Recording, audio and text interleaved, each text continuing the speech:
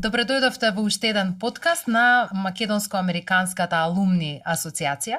Јас сум Славица Арсова. Заедно со мене во овој подкаст денеска имам чест да разговарам со професорката Ана Фрицханд, раководител на Институтот за психологија при Филозофскиот факултет. И заедно со мене исто така Сонја Граждани, млад лекар и коосновач на Клубот на млади лекари. Ви благодарам што сте тука. Мене ми е прв пат да водам подкаст, да бидам искрена. Мене ми е прв пат во подкаст. Мислам дека и на Сонја е прв пат да биде во подкаст. За сите нас е ова еден нов и убав концепт. Благодарни сме дома што ни даде можност како алумни на американските програми денеска да споделиме збор 2 на една навистина интересна и важна тема. Темата за која што ќе разговараме е психичкото и физичкото здравје на младите. Јас не знам многу на темата, меѓутоа ќе ми биде навистина интересно да слушнам од вас и како еден љубопитен новинар да ве прашувам во име и на младите кои што не следат, и на повозрастните кои што можеби поради грижата за своите деца или некои своји блиски сакаат да знаат повеќе. Темата е навистина многу важна. Ќе почнам, Ана, со тебе. Прво, што значи квалитет на живот или квалитет на здравје во психолошка смисла, како да кажеме дека еден млад човек има квалитетен психофизички живот. Како би го дефинирале тоа?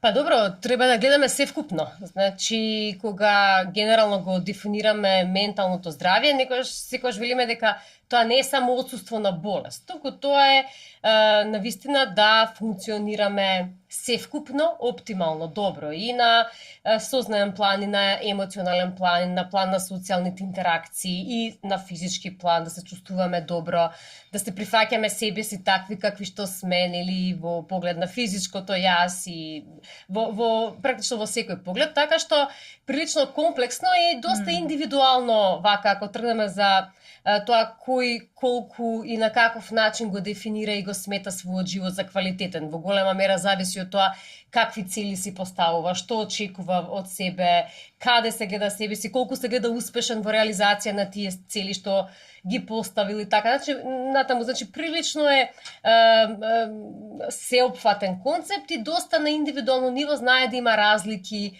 од тебе до мене, до Сања и така натаму, значи до сите останати, нели, кои практично се доживуваат или не се доживуваат себе си успешни и задоволни, гледано низ призмата на целите и плановите што си ги имаат зацртано и поставено. И да не заборавиме општествениот контекст во голема мера влие, бидејќи не е воопшто седно и не е исто дали растете, се развивате, живеете во едно општество кое нуди многу можности за развој, за извлекување на максимумот од себе си, или општество кое нуди многу пречки на тој пат додека да и потешкоти, нели, да се стигне до она што е посакувана и зацртана цел. Тука мислам на многу нешта и образование какво сакаме и до каде сакаме. Можности за работа, можности за наоѓање работа, семејства, за професионален развој и така натаму. Значи, повторно оние земји кои што се економски постабилни, посилни, технички, технолошки поразвиени, ти едноставно и нудат многу повеќе можности, мада и таму сега ако ги погледнете новите податоци што се случува после пандемијава, не им цветаат рози на нив, што не е, да речеме, охрабрувачки од аспект на менталното здравје. Например, во Соединените американски држави, скоро сега кога излезе оној World Happiness? Да, извештај за среќа, да, покажа многу дека чудно. Повозрастните беа пострекни од овие што се, да речеме, млада генерација, сега не зборам за адолесценти, ама баш зборам за млади луѓе кои се на почетокот на градење на својата професионална кариера и професионален развој. Многу ми беше впечатливо во тој извештај, мислам во март месец. Сега скоро излезе, скоро излезе. Во минатото на сите тие извештаи и рангирања, младите луѓе, адолесцентите биле во пикот на среќата, затоа што се уште не се соочиле со предизвиците на животот, тие се полетни. Очекувано е, така треба да биде развојната ориентација, е таа кон иднината, позитивната, оптимистичката, тие дури и да критикуваат какви ни се состојбите во општеството, Сепак ама се на индивидуален оптимисти, план да. се оптимисти, тие гледаат, па јас ќе успеам. Дека нив нема да ги снајде. Порано биле оптимисти. Па добри, сега Да. сакаме да веруваме да се оптимисти, оти знаеш како ако живееш во некоја песимистичка перспектива, нема да ме биде, нигде нема да стигнам, ништо нема да стане од мене, не те турка тоа напред. Значи на индивидуален план пак колку и да си можеби разочаран од општествените околности, сепак некако си го трасираш патот. Потребен е оптимизмот за Да, бараш преживееме, така. за да одиме напред. Да, да. Колку има, колку во Македонија има простор за тој оптимизам, Сонја, особено затоа што ти си во таа генерација на млади луѓе, меѓутоа би сакала да потенцирам дека си на вистина еден успешен млад човек, иако имаш малку години, имаш големо искуство, на време си почнала да практицираш медицината и на вистина имаш импозантни некои достигнувања, како што е на пример учеството во првата трансплантација на срце во Македонија, што е на вистина за почит. Честитки, браво. Да, колку има простор за оптимизам? Еве го спомнавме тој извештај кој покажува дека во последно време младите се попесимистични отколку возрастните, и ова е само за Северна Америка и Австралија. За Македонија не можев да најдам таков податок, дали кај нас е тој тренд, веројатно не е ни испитувано на таа возрастна не, ова беше категорија. баш податок што кажуваш за тие. Да, за тие континенти. Меѓутоа, колку има и во твоето лично искуство простор кај младите да има една позитивна енергија, оптимизам за иднината? Во денешно време, као представник на младите кои што си го бараме уште патот во животот и си ја градиме нашата иднина, мислам дека е сериозен предизвик да се остане оптимист и ентузијаст од озгора. И за тоа не помага ни по социјалните мрежи не помагаат, не помага ни економското ниво на државата, ниту пак политичката иднина, би рекла. Така да мислам дека зависи, оставени сме сами на себе. Самите ние се бориме за сопствениот оптимизам, за сопствената среќа, за да не западнеме во оча и депресија, затоа што па немаме никаква иднина ако тоа не го направиме. Се бориме самите за да се расположиме Да. на некој Има ли начин. поддршка? Ти си се борала на сама во најголем дел, но колку, да речам, образованието им дава поддршка на младите да ги остварат своите цели, за да не завлезат во некаков круг на разочарување кој што потоа ќе ги ограничи нивните потенцијали за да успеат? Колку на работното место има поддршка од колегите за да еден млад човек може да напредува? Какво е твоето лично искуство? Па, како што кажав, зависи, мислам, дека од самите нас. На тоа е индивидуална работа. Јас сум се посветила многу на кариерата, затоа што сватив дека таму ја наоѓам среќата. И всушност зависна сум од кариерата, за да сум среќна. Се посветувам свесно, што е можно повеќе, за јас да се осеќам добра, затоа што ако се оддалечам од кариерата, од мојата професија, многу лесно можам да западнам јас во анксиозност, во депресија. Не дека не сум осетила анксиозност и некое депресивно чувство на моменти, меѓутоа самиот процес на борење, самата борба е таа која што мене ме полни, лично мене, со позитивна енергија. Криењето од да се сокриеш од проблемот и да не се соочиш, тоа уште толку ја зголемува анксиозноста, затоа што се криеш и во твојата глава само се зголемува стравот. Зашто го избегнуваш. Ако се соочиш со стравот, тоа ше најмал. Ако Веројатно во глава е најголем. Кога го замислуваш проблемот кога го избегнуваш. Е најголем. Ана, кои се тие фактори кои кај младите го создаваат тоа чувство на безизлез, на безперспективност? Колку се тие надворешни фактори кои што влијаат на една таква општа слика, колку се тие внатрешни фактори и како можеме нешто да промениме? Да, пак ќе речам, контекстот е од една страна, од друга страна е ова што сега го кажа Сонја, дека практично како ќе се поставиш себе си во однос на тоа што те обкружува, како можност, како цел и така натаму. Значи, она што е, да речеме, најголем непријател на среќата, на оптимизмот, на надежта, ако сакаме веќе да зборуваме, односно на надежното мислење, затоа што надежда и оптимизмот не се исти концепти, различни си, имаат разлики меѓу себе. Тоа е неизвестноста. Тоа е да речеме условно земено некаква форма на хаос, значи каде не можеш да планираш, не можеш да предвидиш што ќе се случи во блиска иднина. Ако не можеш да планираш, тогаш веќе во голема мера рацете ти се врзани во смисла на тоа дека не можеш и да ја контролираш и насочува својата иднина. Сега многу нешта во животот и во она што не чека во иднина се непредвидливи и не може да се контролираат, мислам многу јасно. се. Па голем дел не. Меѓутоа, што е она што можеме да го насочиме, да го контролираме на еден начин, тоа се нашите чекори како да ја постигнеме целта. И воедно она што многу суштински ја прави разликата од поединец до поединец, кога имаш исти или од прилика исти услови надворешни. Тоа е таа индивидуална резилиентност, психолошка резилиентност или отпорност. Колку јас можам да се справам на функционален начин во околности кои баш и не ми одат на рака. Сега, а таа е вродена?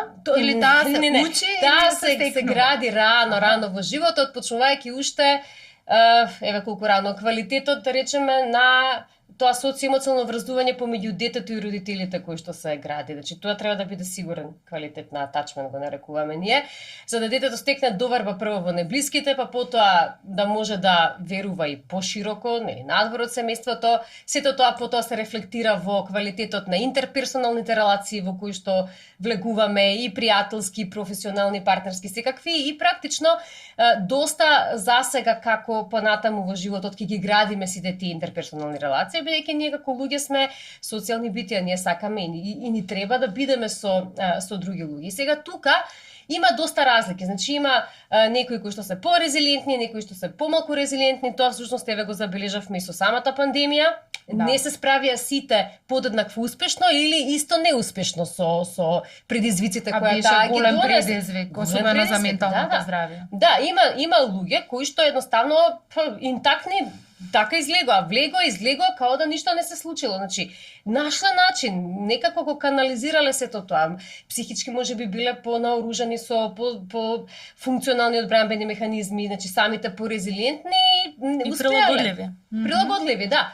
Сега, од друга страна, други поединци не така резилиентни, да, можеби потешко помина. Исто така, сите податоци говорат во насока на тоа дека поединците широм светот кои влегоа во пандемијата со веќе некакви предизвици пред менталното здравје, тие полошо поминаа, затоа што ова ги појача малтене сите наши слаби страни, секој човек си ги има во себе, значи не сме сите се истакна баш во тој период. Да, значи не сме сите за се совршени, не бива за се, мислам далеку сме живи луѓе и совршенство не постои, тоа не е. Ама не е срамота да се признае. Јас забележувам дека во последно време можеби ми е грешен впечатокот, меѓутоа како да се намалува стигмата околу тоа да се зборува за проблемите со менталното здравје.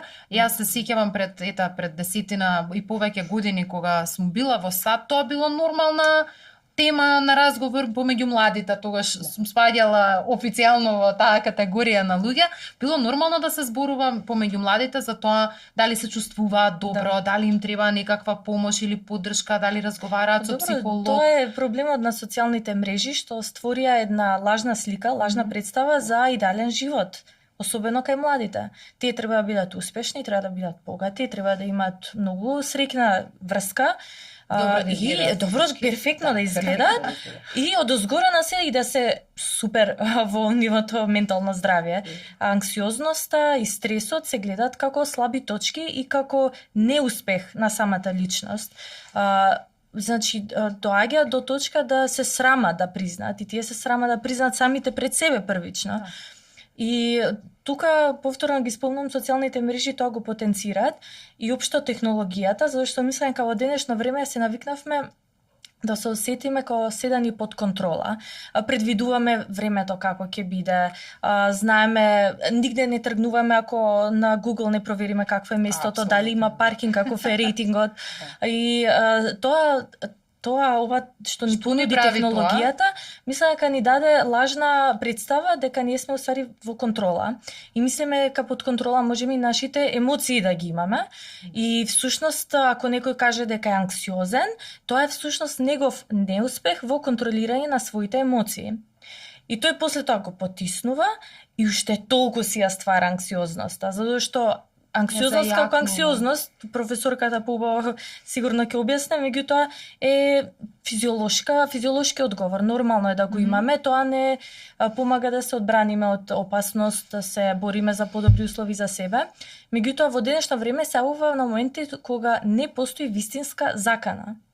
Тогаш тоа е, да речеме, Дали е тоа моментот кога ќе ви речат пријателите, ајде ништо не ти е што глумиш? Јас многу често го слушам тоа во разговор помеѓу луѓе, како да се потценува моментот на тоа чувство на... Па се гледа како слабост. Се гледа како неуспех слабост да се или контролираат како нешто емоциите. непостоечко кое што, особено младите луѓе го драматизираат, нешто сте виделе или сега на... некој неуспешен обид да го утеши всушност, да му Да, и каже не дека знам не е како Дали да е реагира, тоа точно. рачинскиот пат да утешиме, посебно некој млад човек кој што се чувствува анксиозен или несигурен во некоја ситуација, да му принцип, кажеме, да. ајде ништо не ти е. Дали е тоа начинот? Апсолутно дека не е начинот, затоа што ако некој веќе го препознал како дека му пречи, како личен проблем, да кажеме, или предизвик, тогаш тоа треба да се прифати како такво и многу не помага, значи не е препорачливо да се намалува значењето на тоа со ај ништо не ти е, не се преправи како што велиш ти. И многу е точно дека да, анксиозноста не секогаш е лоша. Анксиозноста до одреден степен е дури и добра затоа што ви ги изострува сетилата. Да бидам што е можно посконцентрирана, поподготвена, брзо да реагирам, прецизно да реагирам во одредна ситуација. Кога станува таа проблем? Кога почнува да ме прави нефункционална. Кога станува толку многу интензивна и голема е вака да кажеме, значи честа тука присутна, што постојано трае. И кога не ми треба трае, тука е цело време и веќе мене ме блокира, јас не можам да се развивам, да Имаше функционирам. една книга, извини што ќе те прекинам, The Gift of Fear. Да, веројатно сте читале. Да. А ми остави тогаш печаток пред повеќе години кога ја читав, дека всушност ние треба никога, секогаш да им веруваме на нашите инстинкти и првото чувство. Тоа е некоја форма Стравот е еволуцијски некој пример на страв кој што емоција, ќе ни нема- каже, овој човек ми е сомнителен. Нели треба да се држиш на страна или да избегнеш да останеш Основната насама? функција на стравот како примерна емоција да не заштити од повреда, да не го заштити физичкиот интегритет, тоа е го имаме и ние сите останати животински типови. Само сакам да сакав уште нешто да се наврзам овде. Она што мене ме охрабрува во комуникацијата со моите колешки практичари и колеги, тоа е дека помладиве веќе како да одат кон тоа дестигматизирање на Тоа е мојот зборувањето. впечаток. Да, значи како да повеќе се, барем оно што го велат на терен, што го има, со што се соочуваат, дека се поголем број млади луѓе, адолесценти, самите бараат поддршка и разговор, да. Тоа е И тоа е добро. Меѓутоа тоа не го гледаме кога повозрастнава генерација. Например, и оние дури што се моја возраст, повозрастни од мене, као да се уште некако сме решени, ајде ќе ми помене или припише на нешто друго, не е тоа, или да не е што ќе помислат за мене ако јас сега покажам слабост и така натаму. Меѓутоа, она што охрабрува е дека младите и како се одважиле да зборуваат и да побараат помош, бидејќи го чувствуваат како нешто што им пречи во секојдневното функционирање. И тоа е нешто што практично е за поздравување. Од друга страна, ако го читаме Джонатан Хајт, тој е сега има излезена е годинава во март месец, негова книга се вика Анксиозната генерација, мислам на кохортата Z и социјалните медиуми. Тој е во моментов најпродаваниот бестселер и на New York Times, и на Sunday Times, и на Amazon и каде се не. И сега таму тој беше посочувата имало во почетокот на 2000-та година на 21 век дискусија околу тоа дали навистина се зголемува анксиозноста и предизвикот пред менталното здравје на младите толку многу голем или всушност се охрабруваат многу повеќе да зборуваат, па заради тоа се зголемува бројката. Да не е реалното. Да, дека меѓутоа Што е заклучокот? Па заклучокот е дека не е баш добро, значи дека не е тоа дека се охрабруваат тие и да, се охрабруваат, меѓутоа и расте бројот дефинитивно на случаи на состојби на анксиозност, депресивност, панични напади. Добро имаат преголеми очекувања младите од себе. Не лимитирани способности. Да, апсолутно. Значи тие очекуваат да бидат CEO на некоја огромна компанија и да имаат премногу пари и да патуваат како што се рекламираат на Инстаграм сите, а од друга страна имаат лимитирани способности, мислам тие се уште да речеме тинејџери, уште или па не учат доволно за да станат компетентни за да имаат таква позиција. Значи од една страна сакаат, имаат желба, од друга страна за жал мислам дека нема доволно дисциплина во нив за да седнат да го обработат тоа. Исто така тоа е поврзано со нивната психичка состојба, зашто тие ја избегнуваат работата, прокрастинираат, нели тоа е многу многу популарен термин и со право.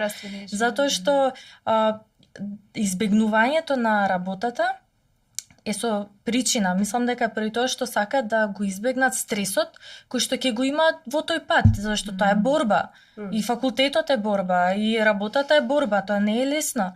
И за да го избегнат всушност стресот и борбата да избегнат, тие се кријат и ја одложуваат работата. Се ова е вициозен круг, зашто ја одложуваат за да немаат стрес, меѓутоа со самото одложување имаат анксиозност, па се зголемува стресот, се осеќаат па неуспешни, се осеќаат неубави и тоа е вициозен круг.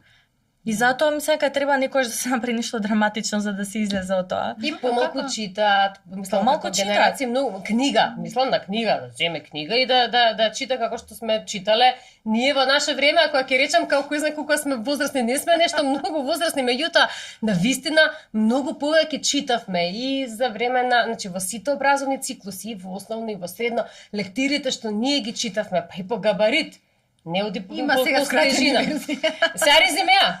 Значи има аудио, и по сложеност на темите што се обработуваа во лектирите. Ова сега што се чита се, значи навистина доста различни. И ги гледаме ви на факултет. Од една страна не сите, значи јас можам да си ги пофалам мојве на психологија, на вистина студентите ми се со песна идам на работа, кога ќе ги видам како ми светат очите, колку сакаат да учат и колку се стварно квалитетни, мислам немам што да кажам, освен само пофални зборови.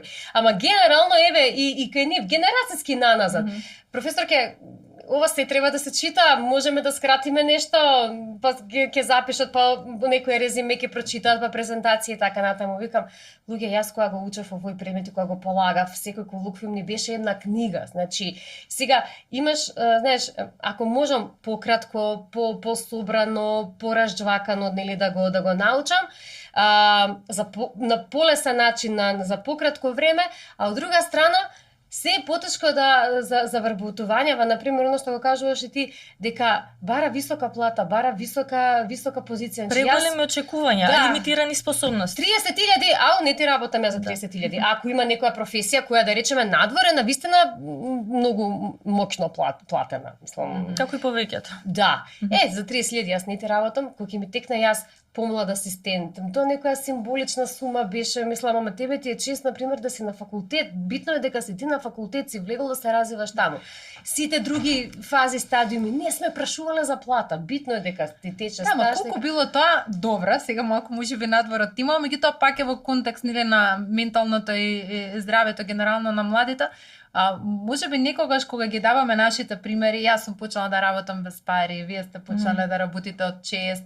Се надвам дека и ти не си таа генерација или си? Исто, 3 години без пари.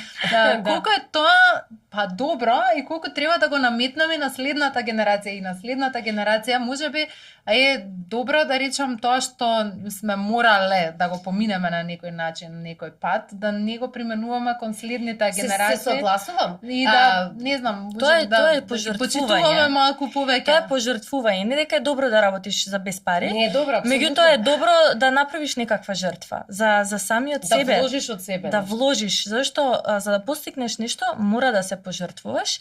А сега се рекламира многу, станува популарно теоријата да правиш само тоа што сакаш.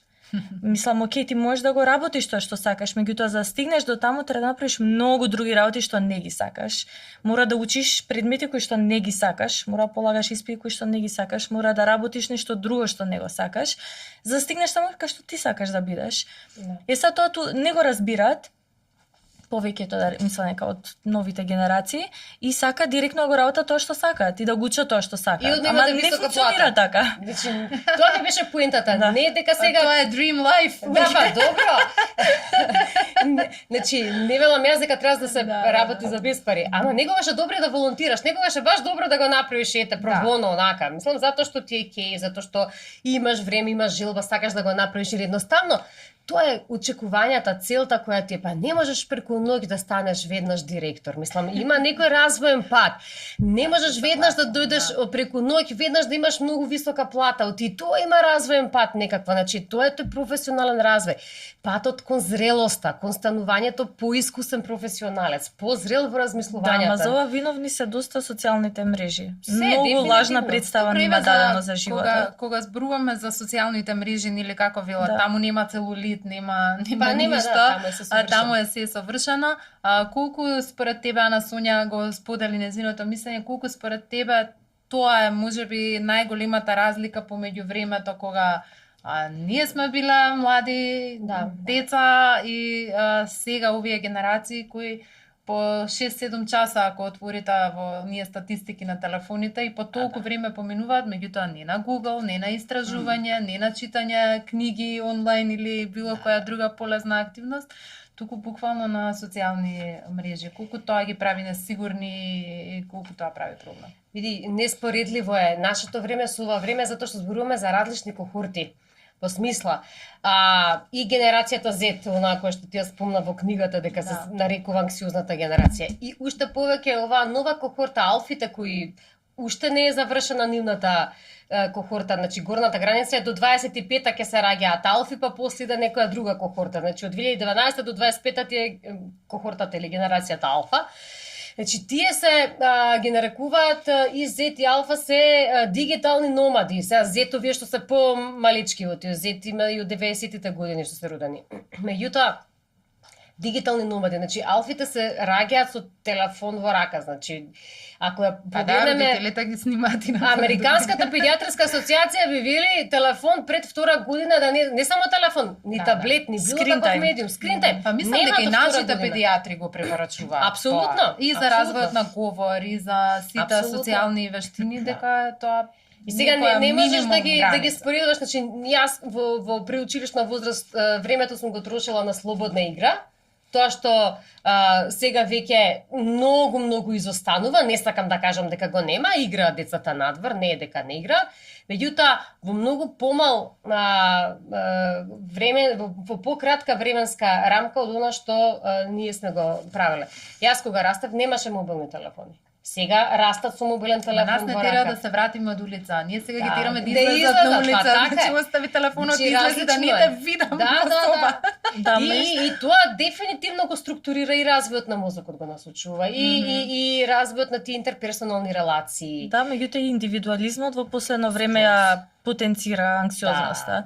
И не знам сега дали прво индивидуализмот или анксиозноста дошла прва, меѓутоа мислам дека и при тоа што нема чувство на контрола врз другите, се изолираат, затоа што за да имаш ти врска, контакт со други личности, треба да знаеш да функционираш со нив и да едноставно да прифатиш дека нешто неубаво може да се случи. И да не биде по твое секогаш. И да не биде по твое секогаш, да. А денес, како што спомнавме, недостатокот на чувство на контрола ствара анксиозност и затоа ако нешто сигурно не ни е предвидено или очекувано, ние го избегнуваме.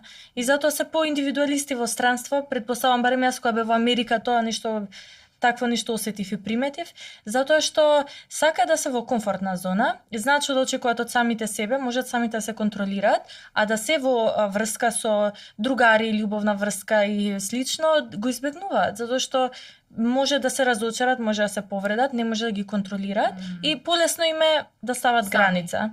И тоа знаеме дека не е па здраво за менталното здравје. Редефинирани се многу работи, се редефинирани. Од развојот до интерперсоналните релации на секој план, индивидуалната поставеност на поединецот во релациите со другите, во односот со себе, сите тие очекувања што ги има, значи прилично е различно веќе од она што го знаеме. И заради тоа што е толку различно, во многу ситуации или во многу точки е дури неспоредливо. И затоа и може би постои тој generation gap и неразбирање, да, затоа што свесни се новите различни генерации. Мислам дека им сметаат многу неубавите работи што се случуваат во светот, очекуваат многу од нашето општество, а постарите мислам дека се навикнаа дека може и да има и војна, може да има и економска криза и слично, а новите генерации се многу свесни и мислам дека и доста хумани. И многу почувствителни на разликите. И повеќе ги прифаќаат различните од нив, што порано на пример така, не беше добро. Мислам, тоа е супер. Има тоа е супер за општеството, меѓутоа лошо за индивидуалецот, зашто се раздочарува и освен свој личен неуспех и околината, тие се разочаруваат и од светот. Зашто жалиме за светот во каква ситуација. Да, но ако да речам многу повеќе имало предрасуди, мислам кај повозрастните, младите се мислам многу поотворени, свесни многу. Многу повисоко ниво. Сочувствителни, некоја емпатија, мислам на повисоко ниво, ако веќе нели критикувавме за некои работи и да истакнеме некои особини кои што мислам дека на вистина им се предност наспроти повозрастните. Новите кохорти не се само со негативни карактеристики, далеку од тоа. Има и многу позасилени карактеристики кои кај постарите кохорти или постарите генерации не се така видливи, освен на индивидуален план, ама вака како генерација која ќе погледнеш. Да, овдека се тоа што го набројавме држи вода, стои. Навистина се многу сензитивни на тие разлики, потолерантни се, повеќе прифаќаат различни од нив. Затоа што на во тие интеракции на социјалните медиуми може да видат доста разлики. Денеска веќе на еден клик ти е се достапно онлайн. Порано, кога немало интернет, тоа што ќе го видиш на телевизија, тоа е тоа и колку ќе ти биде покажано. А сега веќе навистина им се многу нешта достапни. Сега тој интернет свет има свои предности и недостатоци. Значи, предност е да можеш на еден клик да добиеш информација. Недостаток е што ако таа информација е дезинформација, ако е лажна вест, ако е содржина која ти ментално не можеш да ја обработиш, значи не можеш да ја разбереш затоа што си премал, има значи степени на тој когнитивен развој кој си кажува што на која возраст каде може да се разбере, да се прифати, да не. И сега тоа се тие плусеви и минуси, затоа е многу битно да, јас тоа постојано го велам, ние не можеме младиве луѓе и не е ни добро сега да им ги земеме телефоните и вие да ги оттргнете од тој социјален свет. Нема, тој ќе биде изолиран. Значи едно дете кое дома комплетно ништо нема да му дадете од техника и технологија, која ќе влезе во интеракција со врсници, нема да биде припатен ни во реалниот. Тоа едно или од нив ќе научи. Па подобро дома од мене како родител да јас разговарам и јас покажам прво, нели, него ли да учи од можеби слично искусни како што е тој. И затоа велам, ние не можеме да ги оттргнеме. Тоа е веќе реална состојба. Реалноста наша е дека тие нови генерации растат во таков дигитален свет. Можеме да ги насочиме. Апсолутно, тоа е потребно.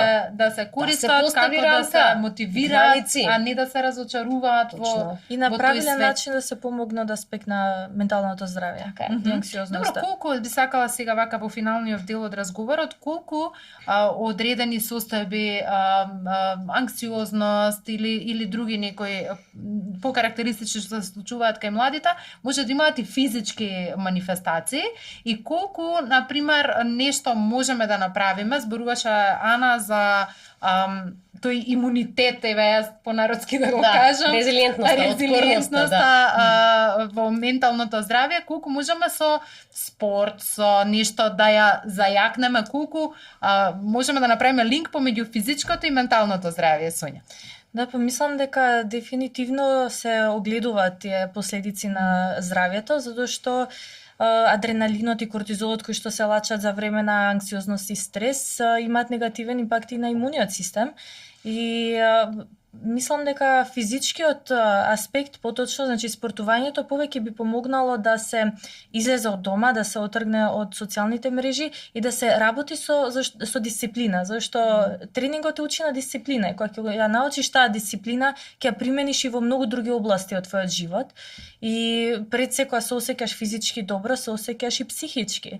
И мислам дека тоа е мално многу битен чекор во патот за ментално здравје, за добро ментално здравје. Јас кога почна пандемијата, почнав на водно скоро секој ден да одам и најчесто беше празна планината, освен за викенди така во некој шпиц.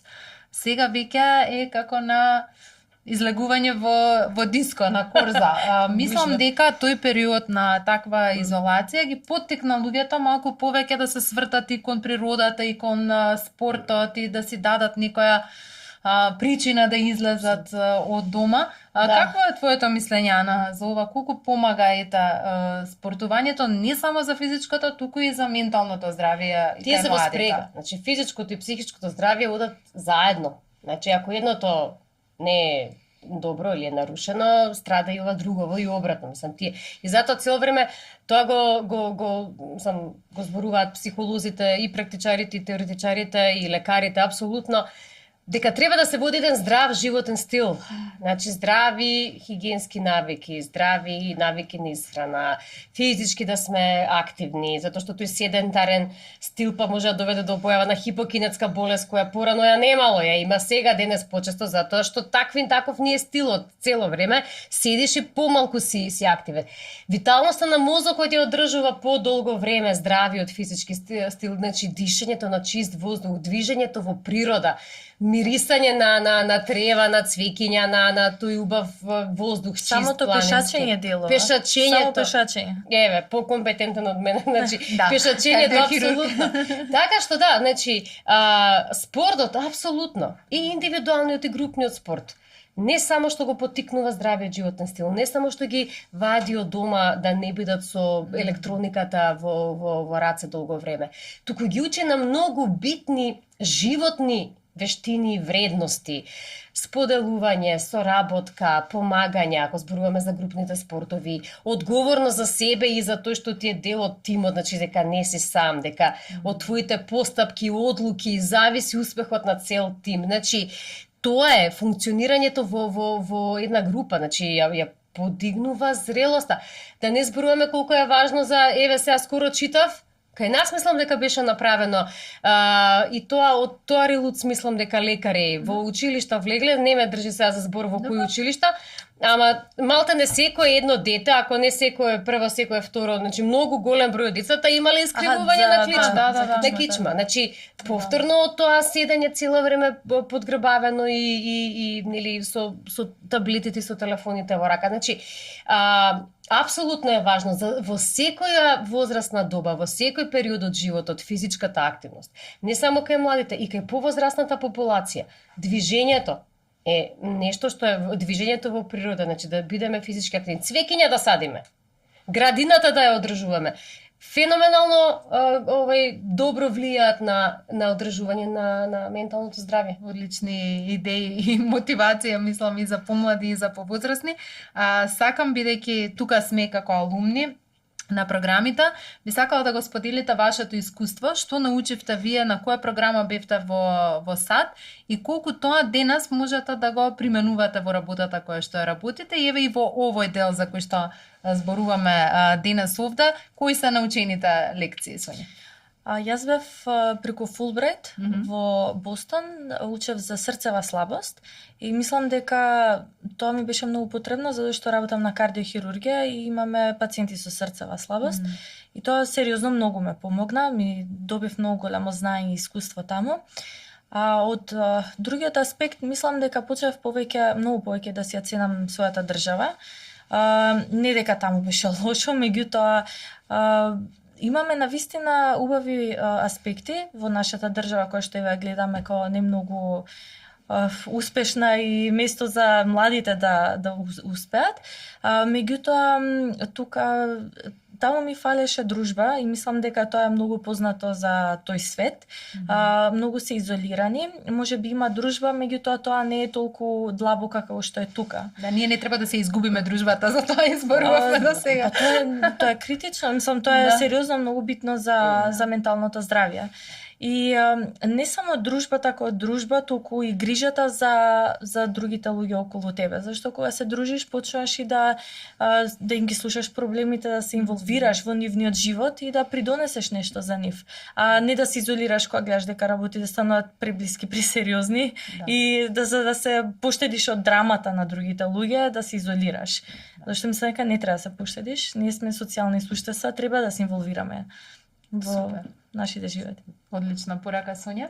А на кој беше твоето искуство во САД? Јас бев 2008 година во Минесота, во Минеаполис, на Универзитетот на Минесота, збративени градови, така, Твин Ситис го викаат. И бев тогаш бев се уште асистент, значи не бев ни докторирана, таму ги собирав материјалите за докторскиот труд. Останав цел еден семестар на Институтот за детски развој, кој во 2009-та веќе беше на Шангхајската листа прогласен за најсилниот во светот токму за детски развој и ова не го кажувам случајно, бидејќи тој престој таму. Инаку бев на Junior Faculty Development Program, значи JFDP, кратенка програма за оние нели кои што се во академијата, ама на самиот старт на својот професионален развој, нели академски, како и наставници. И имав неверојатна среќа, неверојатна можност да слушам предавања кај едни од водечките имиња во светот, секој во свој дел што е во детски развој. Значи таму малтене на тој институт во тој момент, а и денеска следам веќе долго време дека е тоа така таму, немаше предмет што не го држеше светско име. Тоа беше неверојатна среќа, куриозитет невиден за мене. Браво. И тоа така ме профилираше како наставник, она што јас ден денес сум, значи од кога почнав да предавам активно, да влезам во настава како доцент, па понатаму вонреден и редовен професор, че тоа мене од тогаш како ги поставија основите, како видов како тие луѓе предаваат, како себе си се замислив јас на катедра пред моите студенти. Мало, значи силно влијание. Апсолутно, значи пресудно. Ова што сум јас денес и од кога знам за себе практично како професор, како наставник, тоа е се базата е поставена со тој мој престој таму, затоа што навистина кога имаш можност да слушнеш врвни, тогаш и ти си поставаш високи критериуми да бидеш барем малкуцка како нив. Нема шанси како нив да биде, ама барем малку. И тоа еве и денес начинот на кој предавам, влегувам во интеракција со студентите, многу наликува. Сега имам ја моја автентичност, практичност во пристапот и мене на колку е битно да се види позитивен пример. Апсолутно, тоа е многу. Јас препорачувам, значи на младите кои се гледаат себе си некаде таму високо дострелни во кариерата, да ги искористат можностите кои што ги нуди Американската амбасада со овие различни програми, ги има навистина многу. Дефинитивно. Затоа што тоа е life changing experience, да, дефинитивно, значи тука. И моето искуство е такво, јас бев млад новинар 2009-2010 година на PDY, таа беше Professional Development Year, рече се една година во САД на Мизури во Колумбија универзитетот, најстариот и најдобар факултет за новинарство во Америка.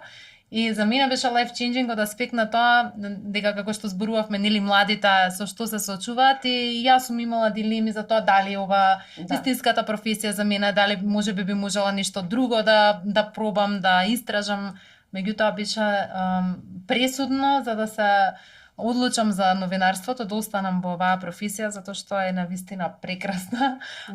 Секој ден ти дава можност да учиш нови работи, како што и денеска учев за темата во која што вие имате специјалност. Секогаш се нафаќам да слушам и да зборувам на теми за кои можеби не знам многу, меѓутоа на крајот на разговорот ќе знам нешто плюс, и тоа е целата школа за да бидеш љубопитен, да учиш постојано и да не бидеш затворен во однос ниту на темите, ниту на соговорниците, затоа што секој еден има што да понуди, секој глас треба да биде слушнат. Многу ми е драго што денеска зборував со вас. Се надевам дека дадовме добри насоки, мотивација, инспирација и за младите и за повозрастните кои ќе не гледаат, да ги искористат сите можности, ресурси, да бидат оптимисти, да се вложат и труд, да очекуваат реални резултати. Се надевам дека бевме интересни и полезни. Да, и ќе се видиме во некоја следна прилика, сигурно сум. Сигурно. Се надам. Сонја, Ана, фала ви многу за дружбата. Истина тебе, фала. Thank you.